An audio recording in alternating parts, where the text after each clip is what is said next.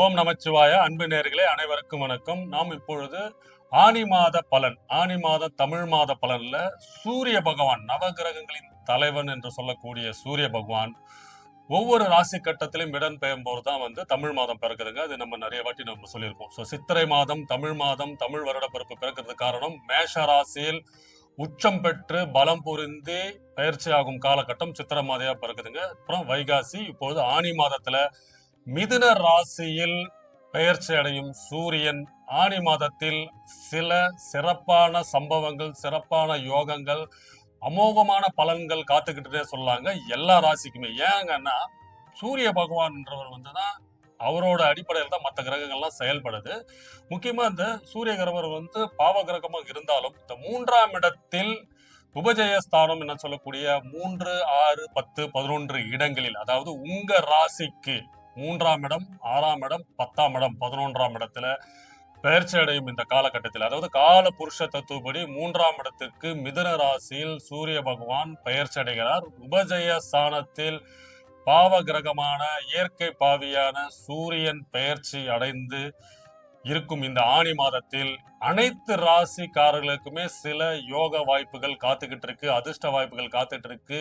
முக்கியமா அரசாங்க துறையில, அரசியல் துறையில இருக்கிறவங்க பொருளாதார ரீதியாகவும் புகழ் ரீதியாகவும் உச்சக்கட்ட நிலைமைக்கு போகக்கூடிய அமைப்புகள்லாம் இந்த காலகட்டம் இருக்க போதுங்க. அதிர்ஷ்ட வாய்ப்புகள் காத்துக்கிட்டு இருக்குது. ஜாக்பாட் யோகம்னு சொல்லுவாங்க பாத்தீங்களா, அதாவது வேலை தொழில இருக்கிறவங்களுக்கு எல்லாம் பெரிய பெரிய முயற்சிகள், முன்னேற்றங்கள் எல்லாம் பொருளாதார வளர்ச்சியை கொடுக்கக்கூடிய மாதமாக இருக்க போகுது. ஏன்னா சூரியன் தாங்க ஒரு ஒரு ஜாதகத்திலே ஒரு ராசிக்காரனுக்கு ஒரு சம்பாத்தியக்காரன் சொல்லக்கூடிய சம்பாதித்யம், அதாவது வேலை தொழில், அவர் சம்பாதிக்கிறதுக்கான யோகியத்தை கொடுக்கக்கூடிய கிரகம் சூரியன். அவரு 3ஆம் இடத்தில் பெயர்ச்சி அடையும் 9ஆம் இடத்தில் பயிற்சி அடையும் போது இந்த ஆணி மாதம் சிறப்பாக இருக்க போது. அது மட்டும் இல்லாமல் ஆடி மாதம் 5ஆம் தேதி செவ்வாய் அவர் சொந்த வீடான ரிஷபராசியிலிருந்து சுக்கிர பகவானோட சுபகிரக வீட்டுக்கு பெயர்ச்சி அடைகிறாருங்க.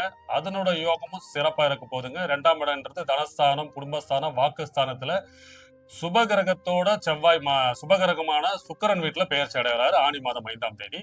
அது மட்டும் இல்லாம ஆணி மாதம் 21ஆம் தேதி இந்த மாதத்திலேயே பாத்தீங்கன்னா சுக்கிர பகவானும் குருவோட இருந்துட்டு இருக்காரு கடகராசியில. அவரு 5ஆம் இடமான சிம்ம ராசியிலும் பெயர்ச்சி அடையாரு.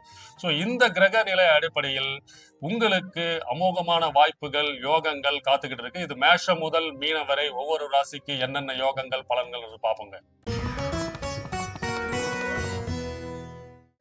மிதுன ராசி நேயர்களே, உங்களுக்கு இந்த ஆணி மாதம் புகழ்மிக்க மாதமாக இருக்க போதுங்க. ஏன்னா உங்க ராசிநாதன் புதன் உங்க ராசியிலேயே பலம் புரிந்து ஆட்சி பெற்று இருக்கிறாருங்க. உங்க கூட சூரியன், நவகிரகங்களின் தலைவன் சூரியன் இணையும் இந்த காலகட்டம் அரசாங்க சார்ந்த வேலையெல்லாம் உங்களுக்கு சாதகமா இருக்க போது. அரசாங்கத்துல இருக்கிறவங்களுக்கெல்லாம் பாத்தீங்கன்னா பதவி உயர்வு, புகழ், உங்களுக்கு நினைத்த மாதிரி உங்களுக்கு தொழில் மாற்றமும் உள்ள பொருளாதார வசதியும் கிடைக்க போகுதுன்னு சொல்லாங்க. ஏன்னா நீண்ட காலமாக இந்த மிதுன ராசிக்காரர்கள் பாத்தீங்கன்னா வேலையில ஒரு மாற்றம் வேணும், ஒரு முன்னேற்றம் வேணும், ஒரு பதவி உயர்வு வேணும், அந்த மாதிரி காத்து கொண்டு இருக்கிறவங்களாம் இந்த மாதம் உங்களுக்கு நினைத்தபடி பதவி உயர்வு, புகழ் கிடைக்க போகுதுங்க. ஏன்னா சூரியன் உங்க ராசியில் உங்க ராசிநாதனுடன் இணையும் இந்த காலகட்டம் உங்களுக்கு வாழ்க்கை தரத்தை மாற்றக்கூடிய மாதமாக இருக்க போது.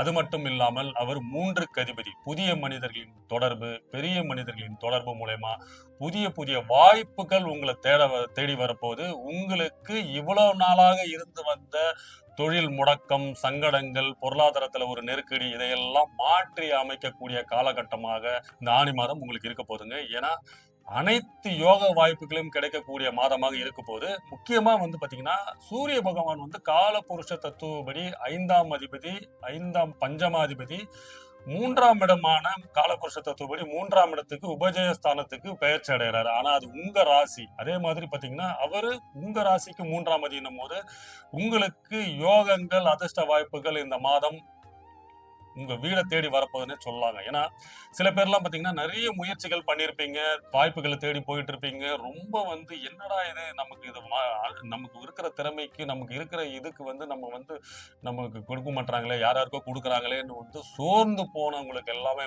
இந்த மாதம் உங்களுக்கு அந்த அழைப்புகள் உங்களுக்கு வருவது உங்களுக்கு மறுமலர்ச்சியும் புத்துணர்ச்சியும் கொடுக்கக்கூடிய மாதமாக இருக்க போகுது. அதாவது இவ்வளவு நாளா இருந்த பட்ட கஷ்டங்கள் எல்லாம் உங்களுக்கு விடிவு காலத்தை கொடுக்க போகுதுன்னே சொல்லாங்க. எது மூலியமாக? முக்கியமா தொழில்ல இருக்கிறவங்களுக்கு ஒரு தொழில் மாற்றம், வேலை மாற்றம், புதிய புதிய வாடிக்கையாளர்களின் தொடர்பு, புதிய மனிதர்களின் தொடர்பு. அதாவது நீங்க பார்க்காத அளவுக்கு உங்களுக்கு அந்த சம்பவங்கள்லாம் நடக்குங்க. ஏன்னா அது உங்களுக்கு ஒரு ஒரு நிம்மதியான ஒரு சூழ்நிலையை கொடுக்க போகுது. ஏன்னா இவ்வளவு நாளா நீங்க பண்ண முயற்சிகள் எல்லாம் பலனே அடையாம ஒரு தேக்க நிலையம், மந்த நிலையம், என்னடா அது இவ்ளோ நம்ம முயற்சி பண்ணிட்டு இருக்கோம், இவ்வளவு வாய்ப்புகள் தேடி இருக்கோம், தரேன்னு சொல்றவங்கலாம் சோ அப்புறம் பார்க்கலாம்னு சொல்லி அனுப்பியவர்கள்லாம் இப்போ உங்க வீடு தேடியே உங்களுக்கு காலோ, மெசேஜோ பண்ணி உங்களை அழைக்கக்கூடிய காலமாக இருக்க போகுது. மகாலட்சுமி யோகம் உங்களை வீடு தேடி வரப்போகுதுன்னே சொல்லலாங்க. ஏன்னா 2ஆம் இடத்தில் சுக்கிரனும் குருவும் பலம் பொருந்தி இருக்கும் இந்த காலகட்டம் சிறப்புமிக்க காலகட்டமா இருக்கும். ஏன்னா அவங்க 2 பேருமே 7ஆம் பார்வையாக உங்களோட 8ஆம் இடத்தை பார்க்கிறாங்க. அதாவது உங்களோட 8ஆம் இடம்ன்றது மகர வீட பார்க்கும்போது அதிர்ஷ்டம், திடீர் வாய்ப்புகள், திடீர் பணவரவு, யோகம்னே சொல்லலாம். ஏன்னா 8ஆம் இடம்ன்றது சில உங்களுக்கு மறைமுகமாக வரக்கூடிய அனைத்து யோகங்களையும் கொடுக்கக்கூடிய இடம். அந்த இடத்துல 2 சுபகரங்கள் பார்க்கும்போது உங்களுக்கு இவ்வளவு நாளாக இருந்து வந்த தடைகள், சங்கடங்கள்லாம் மாறப்போகுதுன்னே சொல்லாங்க. அது மட்டும் இல்லாமல் நீண்ட நாளாக, அதாவது 90s கிட்ஸ்ன்னு சொல்லலாம், சில பேர் 80s கிட்ஸே கூட திருமணம் காத்து கொண்டு இருக்கும், திருமணமே நடக்காதுன்னு என சோகமான சூழ்நிலையில் சூழ்ந்து கொண்டிருக்கும் மிதன ராசிக்காரர்களுக்கெல்லாம் இந்த மாதம் திருமணம் கைகூடும், திருமணம் தடைகள் நீங்கும், பெற்றோர்களின் ஆசீர்வாதத்தோடு உங்களுக்கு திருமண வாய்ப்புகள் கைகூடுற அமைப்பு இந்த காலகட்டம் சிறப்பாக இருக்க போது. ஏன்னா 2ஆம் இடத்தில் குரு பகவான் இருக்காரு. ஏன்னா குரு பயிற்சி ஆரம்பிச்ச உடனே இதுக்கு உண்டான பேச்சுவார்த்தைகள்லாம் நீங்க செயல்படுத்தியிருப்பீங்க.